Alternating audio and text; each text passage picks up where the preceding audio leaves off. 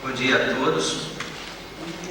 Nós vamos procurar dar sequência à palestra da doutora Irvênia. Não vamos utilizar slides tão bonitos, vocês vão ter que se habituar com os meus garranchos na retroprojeção. E nós vamos procurar fazer analogias entre a questão bionívoca de causa e efeito no que diz respeito à ação do espírito no organismo humano produzindo a doença, e a noção de causa e efeito trazida de forma mais complexa numa abordagem multi-equacional a partir do surgimento da física relativista com Einstein. Pode colocar a primeira representação. Então nós colocamos aqui alguns conceitos transmitidos pela física newtoniana para que nós possamos trabalhar o nosso raciocínio. E nós sabemos, pela conceituação de Newton, que a interação entre corpos ela se faz segundo o mecanismo de ação e reação, em que, uma vez dada uma força, há uma reação de igual intensidade em sentido oposto. Naturalmente, no que diz respeito à interação desses corpos, sejam eles distanciados por grandezas subatômicas ou grandezas interestelares, que seja, não há, intermediando esses dois corpos, nenhum elemento concretizado fisicamente dentro do raciocínio newtoniano.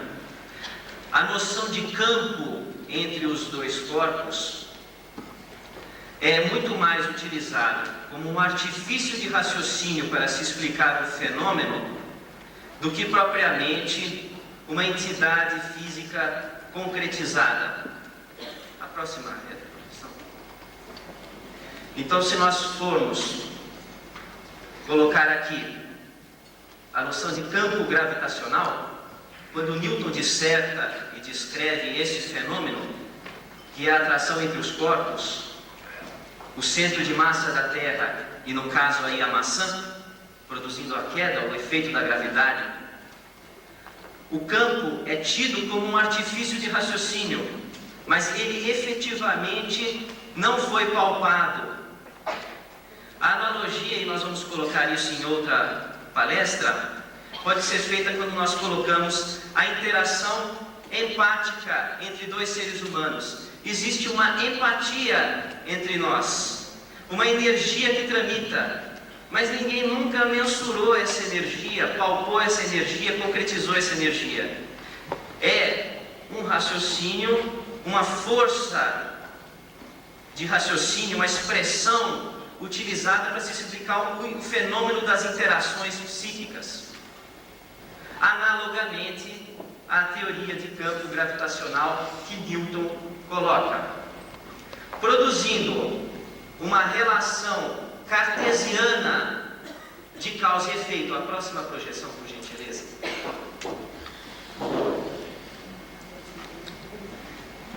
Essa correspondência bionívoca, cartesiana, mecanicista, simplista, induz um raciocínio também simplista.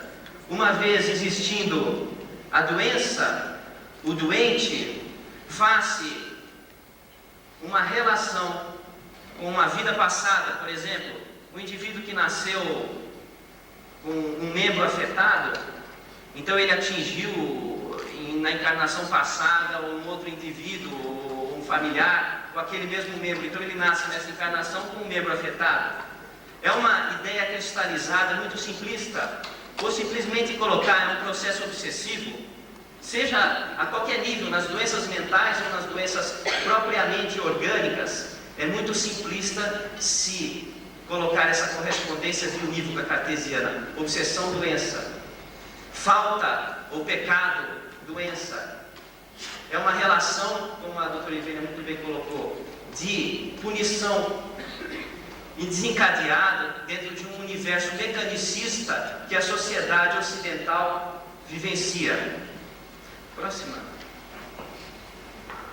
Se nós formos analisar os princípios da física relativista de Einstein, nós vamos ver que a noção de campo, ou seja, aquele espaço que existe na interação entre os dois corpos, ela se opõe à noção de campo newtoniano. Por quê? Porque a interação entre dois corpos, de acordo com a física newtoniana, se faz com velocidade infinita. É a ação e a reação imediata, não existindo nenhuma interface que intermedia esses dois corpos. A partir dos cálculos e das abordagens de Maxwell e da colocação, vamos dizer assim,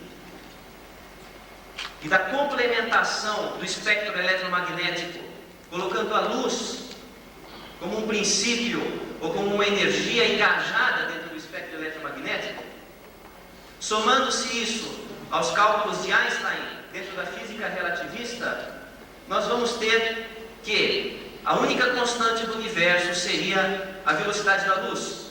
Portanto, na interação entre dois corpos, a ação e reação não pode se dar com velocidade infinita, já que a velocidade máxima é a velocidade da luz no vácuo.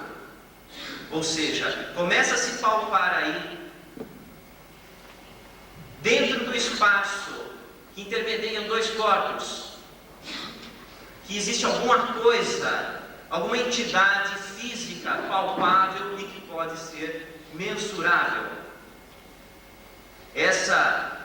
Esse campo matematizado, palpado, a partir de Maxwell e desvendado na sua profundidade por Einstein, é equacionado de forma multifatorial e complexa. Próxima. Então nós vamos ter, na interação entre dois corpos, uma gama de energias visualizadas pela ciência moderna por todos os espectros do espectro eletromagnético, ou por uma gama de equações um tanto quanto complexas. E se nós formos colocar isso em analogia com as questões da causa e efeito, nós vamos ver que aquela correspondência bionívoca, cartesiana e simplista de ida e volta, ela não existe mais. É muito mais complexa essa interação de causa e efeito. Fazendo ainda uma analogia entre a interação mente-espírito e o corpo no que diz respeito à abordagem da doença, nós vamos encontrar também formas multifatoriais para se explicar a doença, dentro desse raciocínio relativista, a começar pela própria conceituação de doença, porque doença é uma conceituação humana, momentânea, relativa ao ambiente em que vivemos. Explicando melhor, é considerado normal aquele indivíduo que está dentro da média ou da maioria populacional. E existem os desvios dentro de uma curva de Gauss dessa considerada normalidade. Uma anemia falciforme em nosso meio é uma doença, mas no sudeste africano, por exemplo, onde a malária é extremamente difundida, esses indivíduos sobrevivem. Esses indivíduos têm uma sobrevida até favorecida frente àqueles que não são portadores da anemia falciforme, porque o plasmódio não sobrevive na hemácia falcizada. Então eles levam vantagem naquele ambiente. Portanto, a doença é relativa ao meio. Da mesma forma, se nós estivéssemos no meio onde não existisse mais o açúcar, então aqueles que tivessem glicemia elevada, os chamados diabéticos, sobreviveriam melhor do que aqueles que têm hoje o açúcar normal no sangue, que poderiam ter crises hipoglicêmicas. Portanto, o conceito de doença hoje, ele é relativo ao meio ambiente em que nós vivenciamos. É um conceito relativista, multifatorial. O espírito, ele influi, e nós vamos abordar de forma mais aprofundada daqui a pouco, ele influi no efeito prognóstico da doença. A doença é tida aí como uma diversidade dentro do conteúdo genético do indivíduo. E a diversidade é necessária para a manutenção da espécie, segundo já dizia Charles Darwin. Portanto, dentro dos conceitos de normalidade, devem estar pautadas aquelas diferenciações genéticas que, perante uma mudança ambiental, no ambiente do planeta, nós possamos garantir que outros indivíduos estarão adaptados a esse novo ambiente. Doentes serão aqueles que não tiverem aquelas alterações adaptadas ao ambiente. Veja como é relativo o conceito de doença. Mais uma vez ressaltando, relativo ao meio ambiente. A próxima posição.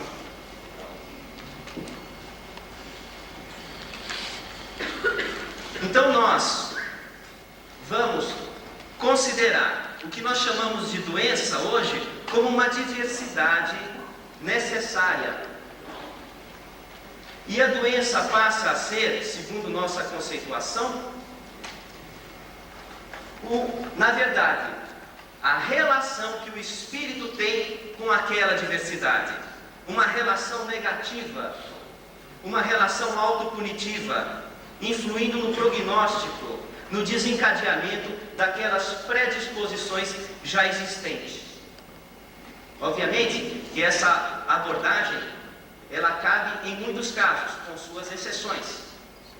Mas, a próxima projeção. Concluindo, nós poderíamos desestigmatizar com essa linha de raciocínio os indivíduos doentes. Ou seja, não necessariamente o indivíduo que tem uma alteração orgânica, ele praticou uma falta no passado para ter aquela alteração. Porque a alteração orgânica é tida como diversidade necessária dentro da própria natureza. Mensurar a moral do espírito pelas repercussões das alterações orgânicas é um tanto quanto precipitado e uma certa até irresponsabilidade de postura em muitos dos casos. Nós estaremos, portanto, estigmatizando a pessoa portadora de alguma alteração orgânica. É necessário que nós analisemos multifatorialmente, considerando a doença como uma diversidade e a relação do espírito com aquela diversidade. Sim, isso sim, como efetivamente a doença ou o atraso moral ou o atraso espiritual. É isso, essa a nossa colocação. Muito obrigado a todos.